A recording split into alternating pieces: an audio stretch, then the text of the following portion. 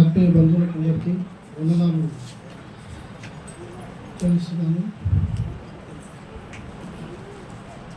దేవుడు మా జీవితంలో చేసిన గొప్ప మేలుల గురించి చెప్పాలని చాలాసార్లు అనుకోవడం, ఈ విధంగా స్థుతికొడుగా పెట్టడం, కొన్ని పరిస్థితులను బట్టి క్యాన్సర్ అవ్వడం జరుగుతూ వచ్చింది. అయినప్పటికీ దేవుడు మా పట్ల చూపిన మహాకృపను బట్టి మరొకసారి దేవుడు అనుగ్రహిస్తూ వచ్చాడు. అయితే జూన్ 6వ తారీఖు పెట్టాల్సి ఉండే ఈ కూడిక, కానీ మా బాబాయ్ గారు మరణించడం వల్ల ఈరోజు పెట్టడం, కానీ ఆ దుఃఖం నుంచి అందరూ తేరుకోవడానికి కొంత సమయం పట్టింది. అయినప్పటికీ ప్రభువుని స్తుతిస్తున్నాము. దానికి సాక్ష్యం చెప్పేదానికన్నా ముందుగా మా కుటుంబంలో మా సంఘము మరియు మళ్ళీ మా బంధుమిత్రులు, మా రక్త సంబంధులు, మా అన్నయ్యలు, మా శివరాజన్న, శివన్న, మా పెద్దనాన్నలు, ఇంకా చర్చిలో చదువుకున్న వాళ్ళు, అమరున్న వాళ్ళు, వారందరిని బట్టి దేవునికి వందనాలు తెలుస్తున్నాను. వారు మాకు ఎంతో కుటుంబంగా సహాయం చేస్తూ వచ్చారు. ఒకానొకప్పుడు మా పరిస్థితులు అయోమయంగా ఉన్నప్పుడు మాకు సహాయం చేస్తూ వచ్చారు. మేము నమ్ముకున్న దేవుడు వేరే అయినప్పటికీ వాళ్ళందరూ చేసిన సహాయాన్ని బట్టి వారందరికీ చాలా థ్యాంక్స్ చెప్తున్నాను. మమ్మల్ని వేరు చేయకుండా వారిలో కుటుంబంగా, ఈ దేవుడు కూడా ఒక దేవుడే, సర్లే బాబాయికి నచ్చింది, ఆ దేవుడిని నమ్ముకున్నాడు, అటు వెళ్ళాడు, కానీ దాన్ని మేము గౌరవిద్దామని మా అన్నలు కానీ, మా పెద్దనాన్నలు కానీ, మా పెద్దమ్మలు కానీ, మా వివాహాల విషయంలో కానీ, మా కుటుంబం విషయంలో కానీ, మా ఇంట్లో జరిగిన కార్యాల విషయంలో కానీ, ప్రతి ఒక్క విషయంలో మాకు సహాయం చేస్తూ వచ్చారు. ఏ రోజు కూడా ఇలా ఎందుకు అయింది ఏమని చెప్పలేదు. అందరిని బట్టి దేవునికి వందనాలు తెలుస్తున్నాను. అయితే మా నాన్నగారికి నేను 2వ సంతానం. దేవుడు, నేను చిన్ననాటి నుంచి నా ఇష్టానుసారంగా జీవిస్తూ మా నాన్న భయం చేత నేను మందిరానికి వస్తూ బాప్టిజం తీసుకోవడం జరిగింది. అంటే మా నాన్న కొడతాడని చెప్పి భయానికి తీసుకున్నాను.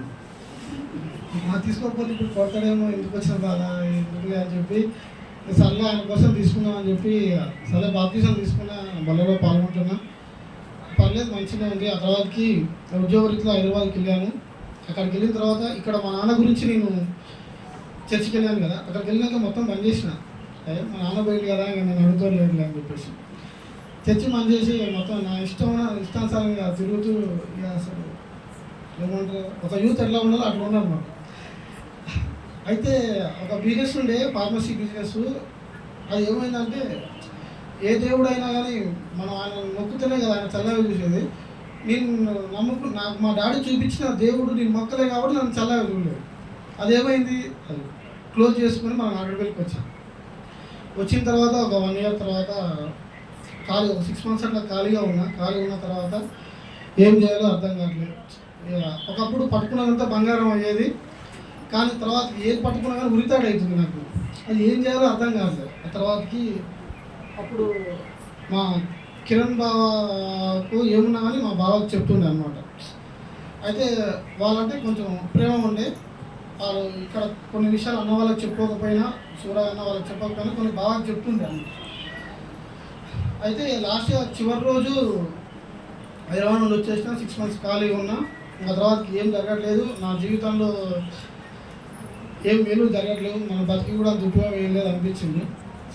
అయితే లాస్ట్ ఒకసారి బావని నైట్ కలిసేసి మార్నింగ్ పోయి ఎక్కడో అక్కడ సూసైడ్ చేసుకోవాలని చెప్పి అంత గట్టిగా స్ట్రాంగ్గా తీర్మానం చేసుకున్నాను అనమాట. ఎట్లా ఇక మనం ఏ ఉపయోగం లేదు, అసలు జాబ్ లేదు. ఒకప్పుడు దేవుడు ఎంతో ఉన్నత స్థితిలో ఉంచితే దాన్ని మర్చిపోయి నేను మొత్తం దిగజారిన స్థితిలోకి వచ్చిన. అది బాగా గుర్తుకొచ్చింది. సిగ్గు తప్పి మళ్ళీ దేవుని దగ్గరికి పోలేము, ఎందుకంటే ఆశీర్వదించినప్పుడు దూరం అయింది కదా. సూసైడ్ చేసుకోవాలని చెప్పి వచ్చేసి బావ వాళ్ళ ఇంటికి వెళ్ళాను నైట్. బావ వాళ్ళ ఇంటికి వెళ్తే బావ ఫ్యామిలీ పేరు మామూలుగా ఆ రోజు ఏమనుకున్నావా, ప్రార్థన చేసుకున్నాను రా బామ్మది అని చెప్పి తీసుకుపోయిన తర్వాత ఇంట్లో కూర్చోబెట్టి ఆ రోజు ఆయన చెప్పిన మాటల ద్వారా నేను రియలైజ్ అయినా అనమాట. ఈ భూమి మీద మనం పుట్టినప్పుడు దేవుడు పనిలేక మనం పుట్టించలేదు. ఏదో ఒక కారణం, ఏదో ఒక రీజన్ ఉంటేనే ఆయన మనల్ని పుట్టిస్తాడు, ఈ భూమిపైన మనం బతికిస్తాడు. నియంత్రణ నువ్వు చనిపోయి సెల్ఫ్గా నువ్వు అంటే ఆయనకి ఏమనిపించిందో దేవుడు ఆయనతో ఏం మాట్లాడో నాకు తెలియదు. నేను పోయి అక్కడ కూర్చున్నప్పుడు ఆయన చెప్పిండు అనమాట, మనంతా మనం చనిపోతే బైబిల్ ప్రకారం మనం నరకం పోతాం. అంటే నువ్వు చచ్చిపోయినాక కూడా నీ ఆత్మ నరకంలో కాలుతుంది. అలాంటప్పుడు నువ్వు బతికి ఉపయోగం లేదు. అది ఒకటి, నువ్వు చనిపోతే మీ దేవునికి అవమానం వస్తుంది. అందులోటి మీ బంధువుల నుంచి మీ దేవుడు మీ నాన్నని రక్షించిండు, మీ నాన్నకి అవమానం వస్తుంది. అందులో కొండపాకగూడెంలో కానీ మీ సొంత ఊర్లో కానీ ఈ ఊర్లో కానీ చర్చిలో కానీ అవమానం వస్తుంది. అట్లాంటి ఆలోచనలు పెట్టుకోదా అని చెప్పిండు. నాకు అర్థం కాలేదు. నేను అనుకొని వచ్చింది ఈయనకి ఎట్లా తెలిసింది, ఈయన ఎట్లా చెప్పిండు ఏంది అని. సర్లే వద్దులే, ఇప్పుడు ఈయనే కష్టాలు పడ్డా మళ్ళీ చనిపోయి నరకం పోయి ఏం చేస్తామని చెప్పేసి నేను అప్పటి వరకు విరమించుకొని ప్రార్థన చేసుకోవడం, అట్లా దేవుళ్ళు గడపడం, ఏం చేయాలి ఏంది అన్నప్పుడు అనుకోకుండా కొన్ని పరిస్థితులను బట్టి మళ్ళీ హైదరాబాద్కి వెళ్ళాల్సి వచ్చింది. అక్కడ పరిస్థితులు అంత బాగోలేవు. ఉద్యోగం ఇస్తాను తీసుకెళ్ళిండు ఒక అన్న, ఆయన ఉద్యోగం ఇప్పలేదు. ఒక రకంగా నిర్దాక్షిణ్యంగా రోడ్డు మీద వదిలేసిన అనమాట. ఒక 3 months తర్వాత ఏం చేయాలో అర్థం కాదు. అప్పుడు హుసేన్ అన్న అని పరిచయం అయింది అనమాట. ఆ అన్న ఏం చేసిండో వేరే అన్న ద్వారా నాకు ఆ పరిచయం అన్న. ఆ అన్న వాళ్ళు తీసుకుని నన్ను ఒక 6 months వాళ్ళ ఇంట్లో ఉంచారు అనమాట. వాళ్ళ ఇంట్లో ఉంచడం వల్ల వాళ్ళు కొంచెం దేవుని మీద చూపించిన ఇట్లా చర్చికి వెళ్తా ఇట్లా అంటే వాళ్ళు కూడా ప్రార్థన చేసుకోవడం అట్లా అలవాటు వాళ్ళు. నాకు కొంచెం ఈ చనిపోవాలనే థాట్ నుండి అక్కడ ఎబ్రోన్కి వెళ్తూ వచ్చిన అనమాట. వాళ్ళు చూసుకోవడం, నేను చర్చికి వెళ్ళగానే నా పరిస్థితిని అర్థం చేసుకొని వాళ్ళు కిరాయి డబ్బులు ఇచ్చి నన్ను చర్చికి పంపడం, అట్లా పోవడం రావడం వల్ల ఇక నాకున్న చావాలన్న బలమైన కోరిక చచ్చిపోయింది. పూర్తిగా దేవుని మీద ఆధారపడుతూ వచ్చింది. ఆ కాలక్రమేణా ఇక్కడికి వచ్చిన తర్వాత కరోనాలో వచ్చిన ప్రభు ఏం చేయాలన్నప్పుడు దేవుడు మాట్లాడుతూ వచ్చిండు, నర్సింగ్ చేయండి అని. ఆ నర్సింగ్ చేస్తూ వచ్చాను. దేవుని కృపబట్టి అది సబ్జెక్ట్ అన్నీ క్లియర్ అయినాయి. అయితే నాన్న ఇక డాడీ పెళ్లి వయసు వచ్చింది, పెళ్లి చేసుకుంటూ వచ్చిండు. దేవుని చిత్తానుసారంగా డాడీ చేసిండు, దాన్ని బట్టి దేవుని పొందినారు. అయితే ఇక్కడ మా పాప విషయానికి ఒకసారికి మ్యారేజ్ అయిన 1 monthలోనే దేవుడు గర్భఫలం తెరుస్తూ వచ్చిండు. ఇక్కడ ఆల్రెడీ మనం బాధల నుంచి గట్టు వచ్చిన అనుకునే లోపు పెళ్ళి అయింది, ఎలా మంచిగా ఉన్నా హ్యాపీగా ఉంది అనుకునే లోపు ఫస్ట్ మంత్ కన్సీవ్ అయింది. స్టొమక్ పెయిన్ వస్తుందని చెప్పి హాస్పిటల్ తీసుకెళ్ళాను. మామూలు ఇట్లా ఎత్తుకొని వెళ్ళిపోయాను అనమాట. ఆమె నడవడానికి కూడా వస్తలేదు. పోయినాక స్కాన్ తీసి అపెండిక్స్ ఉంది, అబార్షన్ చేయాలని చెప్పారు అనమాట. ఇప్పుడు పుట్టిన అమ్మాయిని ఏం అర్థం కాలే. ఇక మళ్ళా దేవుని నమ్ముకుంటే మళ్ళీ వచ్చినాయి రా బాబు, అసలు ఏం చేయాలి అర్థం. సర్లే ప్రభా, ఎట్లా దేవుని నమ్ముకున్నాం, ఒకసారి వదిలేస్తే ఏమైంది అనేది నాకు అర్థమైంది. సర్లే దేవుని వదలకుండా దేవుని మీద ఆధారపడి బతుకుతా ప్రభా, ఏంది ప్రభా అని చెప్పి హాస్పిటల్ చూపించినాం, ఇంటికి తీసుకొచ్చాము. సార్ వాళ్ళు ఆలోచించుకోనండి, అబార్షన్ చేయాలని చెప్పారు. ప్రభా ఈ ఆధారం ఏదో ఒకటి మాట్లాడు ప్రభా అని చెప్పి నేను చర్చిలో పోయి వచ్చినప్పుడు అంకుల్ వాక్యం చెప్పుకుంటూ వచ్చింది అనమాట. ఆగర్ గురించి మాట్లాడుతూ వచ్చింది. ఆగరు జీవితం ఏ విధంగా అయింది, సారా ఇంటి దగ్గర నుంచి వెళ్ళగొట్టినప్పుడు దేవుడు ఏ విధంగా మాట్లాడిండు, ఏ విధంగా తన కుమారుని రక్షిస్తూ వచ్చిండు, ఆ విధంగా మాట్లాడుతూ వచ్చింది. అయితే అప్పుడు దేవుడు మాట్లాడుతుంది, ఎడారిలో ఉన్న నీ కుటుంబాన్ని దేవుడు రక్షిస్తాడు అని మాట్లాడిండు. ఎడారి అంటే నీళ్ళు కూడా దొరకదు అక్కడ. అలాంటి ప్లేస్లో అంటే ఇక్కడ పాప బతుకుతాన్ని నమ్మకం లేదు, కడుపులో ఉన్నది. అలాంటి దేవుడు మాట్లాడుకుంటూ వచ్చింది. సర్లే దేవుడు మాట్లాడింది కదా, సంతోషం లేదు. దేవుడు మాట్లాడినాక ఇక మనకి ఇబ్బంది ఏముంది అని చెప్పేసి వచ్చిన ఇక అబార్షన్ ఏం చేసేలేదు అని డాక్టర్ పద్మ మేడం గైనకాలజిస్టు నల్గొండలో, డాక్టర్ శేఖర్ గౌడ్ అని జనరల్ సర్జన్ సార్. వాళ్ళు మాకు మెడికల్ ఫీల్డ్లో ఉండడం వల్ల మాకు పరిచయం అనమాట. అయితే సార్ వాళ్ళు నెక్స్ట్ టైం మళ్ళీ 2 days తర్వాత మళ్ళీ పెయిన్ వచ్చింది. మళ్ళీ తీసుకెళ్ళినప్పుడు సార్ వాళ్ళు ఏమన్నారంటే, ఇప్పుడైతే సర్జరీ చేయాల్సిన అవసరం లేదులే, ఉంచుదాము చూద్దాము, ఒకవేళ భరించలేని నొప్పి వచ్చినప్పుడు చేద్దామని చెప్పారు అనమాట. సర్లే ప్రభు ఎట్లా సాయం అబార్షన్ చేయాలనుకున్నారు, వద్దాను కదా, సరే దేవుడే హెల్ప్ చేసిందని చెప్పేసి వచ్చినాం. దేవునికి థ్యాంక్స్ చెప్పినాం, ప్రార్థన చేసుకున్నాం. అట్లా మళ్ళీ 4 months తర్వాత 4th monthలో మళ్ళీ భరించలేని నొప్పి అనమాట. మళ్ళీ ఏం చేయాలో అర్థం కాదు. మళ్ళీ తీసుకెళ్ళినాం హాస్పిటల్. మళ్ళీ ఇంకా సార్ వాళ్ళు దేవుడు ఏం మాట్లాడిన వాళ్ళతో, వాళ్ళు ఏం చెప్పారు, వద్దులే అబ్బా అవసరం లేదు, చూద్దాంలే, మీరు మెడికల్ ఫీల్డ్లో ఉన్నారు, ఎట్లా మీకు తెలుసు, మేము కూడా ఉన్నాం కదా, మీకు హెల్ప్ చేస్తాంలే, అబార్షన్ వాళ్ళకి ఏమి వెళ్ళకండి అంటే సార్ వాళ్ళు కాంప్రమైజ్ చేసి పంపారు. ఇంటికి వచ్చిన తర్వాత ఇక కొంచెం భయమైంది అనమాట.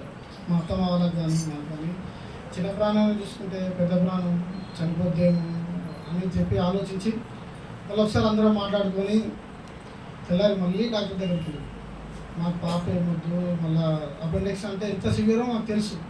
ఈ ఫీల్డ్లో ఉన్నప్పుడు 24 అవర్స్లో చనిపోయిన ఆ పేషెంట్ కూడా మేము కలరా చూసాం అనమాట. అయితే ఇది ఎలా సజం సార్తో మాట్లాడితే మేడం కూడా వద్దులే, కానీ ఈ అపెండిక్స్ సంబంధించిన జనరల్ సర్జన్ సార్ ఉంటాడు, ఆ సార్ చూసినాక చెప్తారని చెప్పారు.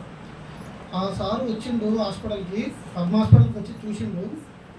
ఆయన అసలు ఎట్లా తిట్టిండంటే ఘోరంగా తిట్టిపోయింది మమ్మల్ని. మీకేం తలకాయలు పనిచేస్తలేవా, వద్దంటుంటే మీరు ఎందుకు అసలు అబార్షన్ చూపిస్తా అంటారు, అర్థం కావట్లేదు అని చెప్పి ఆయన తిట్టగానే మేము ఏం చేయాలో అర్థం కాక ఏంటి డాక్టర్ ఇట్లా అన్నాడు, చేయమంటే చేస్తలేడు, వేరే డాక్టర్తో ఏమైనా సర్జరీ చేయించాలా. ఇంకొకటి ఏంటంటే ఒకవేళ దేవుడు వద్దనగానే అబార్షన్ చేస్తే మనం ఒకరి మర్డర్ చేసినట్టు అవుతుంది, ఈ పాపంలో మళ్ళీ పాల్పవసరం అవుతుంది అని చెప్పి భయం వేసి తర్వాతకి అట్లనే ఉంచినాం. డాక్టర్ తిట్టాడు, సపరేట్ ఇంటికి వచ్చినాం. మళ్ళీ 8th మంత్లో మళ్ళీ పెయిన్ వచ్చింది, భరించలేని నొప్పి. అప్పుడు ఆమె వాళ్ళ ఊర్లో ఉంది, మల్లెరాజపల్లిలో ఉంది. అక్కడ నుంచి నల్గొండ రావాలంటే 60 కిలోమీటర్స్. నైట్ 2 o'clock పెయిన్ వచ్చింది. అప్పుడు కాల్ చేస్తే ఇమీడియట్లీ వచ్చేయమని చెప్పిన. రావడానికి 2 hours పెయిన్ భరించుకుంటే వచ్చింది. నల్గొండకు విత్ మోషన్స్, వామిటింగ్స్, అసలు ఆ రోజు సివియర్ అయిపోయింది మొత్తం పెయిన్. ఆ రోజు తీసేస్తారేమో అనుకో. మేడం వాళ్ళు ఇంజక్షన్లు ఇచ్చారు, యాంటీబయాటిక్స్ పెడదాంలే తగ్గిపోతులే అని చెప్పి మళ్ళీ పంపించేశారు. ఇట్లా 4 times ఆమె మేము తీసేయాలని తీసుకుపోవడం, డాక్టర్ వాళ్ళు సర్లే ఏం కాదు బతికిద్దాంలే నడుస్తాంలే ఇంకొక 1 month కదా ఓపిక పట్టుకోండి అని చెప్పడం, సర్లే అని చెప్పి మేము మళ్ళీ వచ్చాం. అట్లా ఒక 3 days ట్రీట్మెంట్ ఇవ్వడం ఇంటి దగ్గర నుంచి. దానివల్ల కొంచెం సెట్ అయింది. 9th month పడి 9th month కంప్లీట్ అవుతానంగా దేవుడు మహాకృప వల్ల పెయిన్స్ రావడం, దేవుడు మాకు పాపను అనుగ్రహిస్తూ వచ్చాడు. అది సాక్ష్యం చెప్పడానికి కారణం ఏంటంటే 4 సార్లు అబార్షన్ చేయించాలి అనుకున్న పాపని ఏ డాక్టర్లు అయితే అబార్షన్ చేయాలి లేకపోతే ఈ అమ్మాయి బతకదు అని ఏ డాక్టర్లు చెప్పారో అదే డాక్టర్ వాళ్ళు ఒక 2 days తర్వాత సంఘం అంతా ప్రార్థన చేసి మేము వెళ్ళి అక్కడ మేము అడిగినప్పుడు మిగతా ఫస్ట్ 4 times వాళ్ళు ఫోర్స్ చేసాము. ఫస్ట్ టైము మిగతా 3 times మేము వాళ్ళని ఫోర్స్ చేసాం. అయినప్పటికీ దేవుడు మా కృప చేత మా పాపను అనుగ్రహిస్తూ వచ్చాడు. ఆ పాపకి అంకుల్ ద్వారా ప్రార్థన చేసి అనన్య శైని అని పేరు పెట్టడం జరిగింది. అయితే ఈ పేరు విషయంలో చిన్నది. అయితే నేను ఈ పేరు పెట్టడం విషయంలో ప్రార్థన చేసుకున్నాను. ప్రభావ ఈ పాప కనుక మొత్తం 9 నెలలు బ్రతికి ఈ భూమి మీదకి వస్తే దేవుని చేత రక్షింపబడింది అనే ఒక మీనింగ్ వచ్చే పేరు పెట్టాలని నేను డిసైడ్ అయ్యాను. అయితే అప్పుడు ఇంకొకటి డెలివరీ టైంలో బాగా మెంటల్గా నేను డిస్టర్బ్ అయినా, అది అనుకోని పరిస్థితిలో బాగా దుఃఖంలో ఉన్నాను అనమాట. ఇప్పుడు అన్ఎక్స్పెక్టెడ్ పెయిన్స్ రావడం అదన్నీ కొన్ని పరిస్థితులను బట్టి నేను బాగా డిస్టర్బ్ అయినా. అయితే ఏదైనా వాక్యం ద్వారా దేవుడు నాతో మాట్లాడితే బాగుండు అని చెప్పి నేను ప్రార్థన చేసుకుని పేరు గురించి వెతుకుతున్నప్పుడు అనన్య అని నెహెమ్యా గ్రంథంలో నుంచి 3:23 అని పేరు కనపడింది. అయితే దానికి ఏ మీనింగ్ ఉంది, పేరు బాగా అనిపించింది. నేను ఎన్నో పేర్లు చూసుకుంటూ ప్రార్థన చేసుకుంటూ వచ్చా ఆ రోజు కూర్చొని. అయితే ఈ పేరు రాగానే ఎందుకు అక్కడ రాని ఇదేదో మంచిగా ఉన్నట్టు అనిపించింది అనే వాళ్ళకి అప్పుడు మా పెళ్లి స్వరూప ఉంది, వీళ్ళందరూ ఈ పేరు ఎట్లుంటుందని మా వదిలి అడిగినప్పుడు బాగానే ఉంటుందని చెప్పాను. చెప్పిన తర్వాత అనన్య అని అసలు పేరు ఏందని చూస్తే ఒకటి దేవుడు నాతో మాట్లాడవచ్చు. బైబిల్ ప్రకారం యెహోవా నన్ను ఆదరించు అని ఉంది. ఆదరించాను అంటే నాకున్న దుఃఖంలో నుంచి దేవుడు నన్ను ఆదరించాను, ఒక సంతోషం వచ్చింది. రెండోది గూగుల్లో ఏ మీనింగ్ ఉందో మనకు తెలిసి కదా, కామన్గా మనం వ్యక్తం కదా. గూగుల్లో ఏముండిచ్చినట్టు అనన్య దేవుని చేత రక్షింపబడింది అని వచ్చింది అనమాట. అప్పుడు మస్తు హ్యాపీ అనిపించింది. దేవుడు ఇప్పటికీ ఈ దౌర్భాగ్యమైన నా ప్రార్థన దేవుడు ఆలకిస్తూ వచ్చిండు, నా పాపం రక్షించిండు. ఒకప్పుడు సూసైడ్ చేసుకోవాలనుకున్న నన్ను రక్షించిండు, తర్వాత నా భార్యను రక్షించుకుంటూ వచ్చిండు. తర్వాత పేరు విషయంలో కూడా అంటే అప్పటికి ఒక్కొక్క స్టెప్ని బట్టి నాకు అర్థమైంది ఏంటంటే ఇంకా నేను దేవునికి ఇష్టం లేకుండా నేను బతికినప్పటికీ దేవుడు నా ప్రార్థన ఆలకిస్తుండు, దేవుడు నా ప్రార్థన వింటుండు అనే ఒక క్లారిటీ నాకు వచ్చింది. అప్పటి నుంచి ఇప్పటివరకు దేవుని వదలకుండా జీవించడానికి దేవుడు సహాయం చేస్తుండు. మా కుటుంబం గురించి ప్రార్థన చేయండి. మా నాన్న పేరు కృపానంద, మా మమ్మీ పేరు రామలింగేశ్వరి. మమ్మీ రక్షణ కొరకు మా పెద్దనాన్నలు పెద్దమ్మలు, మా అన్నలు, మా వదినలు, మా తాతలు నానమ్మలు, ఇంకా వీరందరి గురించి ప్రార్థన చేయండి. వారు చేసే బిజినెస్లలోనూ దేవుడు వారికి సహాయం చేసేలాగా, అలాగే దేవుడు వారి కుటుంబాలకి రక్షణ ఇచ్చేలాగా వారి నుంచి ప్రార్థన చేయండి. ముఖ్యంగా మా డాడీ మమ్మీ గురించి ప్రార్థన చేయండి. మమ్మీకి రక్షణ మార్గం దేవుడు అనుగ్రహించలేకున్నా. మా కోరిక ఏంటంటే మా బంధువులు రక్త సంబంధులు అందరూ కూడా దేవుని నమ్ముకుంటే బాగుండు అనే ఒక కోరిక ఉంది. వాళ్ళు కూడా దేవుని నమ్ముకోవాలని కోరిక.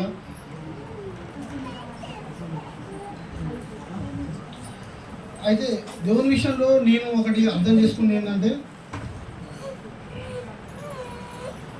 ఈ లోకానికి వచ్చిన దేవుడు మనం చేసిన తప్పుల నిమిత్తమై ప్రతి ఒక్కరూ మన కోసమై ఇతరులను చంపారు. కానీ మన కోసం చనిపోయిన వారు ఎవరున్నారు?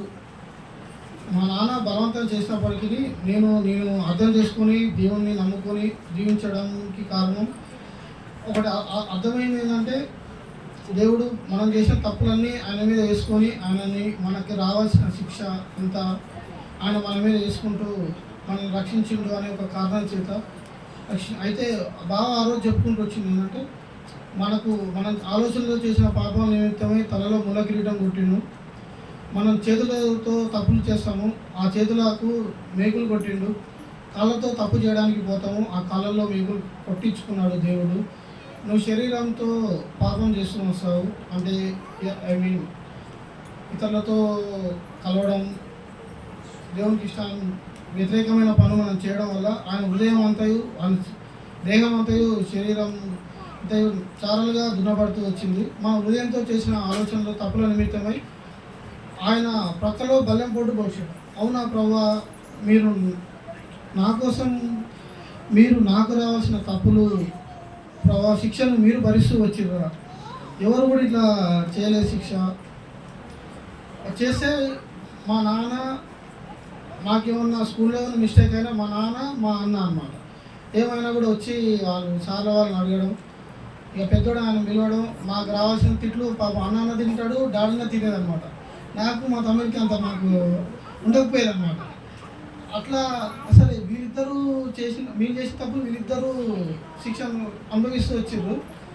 అరే ఇప్పుడు నేను చేసిన తప్పు ఇంకో దేవుడు కూడా ఉన్నాడంట, ఆయన అనుభవిస్తున్నాడంట అని చెప్పి ఆ కారణం చేత దేవుణ్ణి నమ్ముకోవడం జరిగింది. సో ఇలాంటి దేవుణ్ణి నమ్ముకున్నందుకు, దేవుని విషయమే దేవుడు నన్ను ఏర్పరచుకున్నందుకు, మా కుటుంబాన్ని ఏర్పరచుకున్నందుకు దేవునికి చాలా వందనాలు.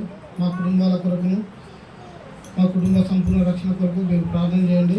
సంపూర్ణంగాను ఆప్యాయంగాను దేవుడు మాకు ఇచ్చిన అన్నయ్యకి ఇచ్చిన నిస్సి మాకు ఇచ్చిన శైలిని దేవుని దయాలను మనుషుల దయాలను మేము పెంచినట్లుగా మా కుటుంబం ద్వారా దేవుని నామానికి మహిమ మాత్రమే వచ్చులాగున మేము జీవించలాగున దేవుడు మాకు సహాయం చేయాలన్నా మా కొరకు ప్రార్థన చేయండి.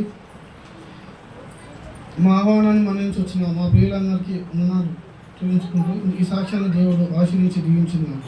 ఆమేన్.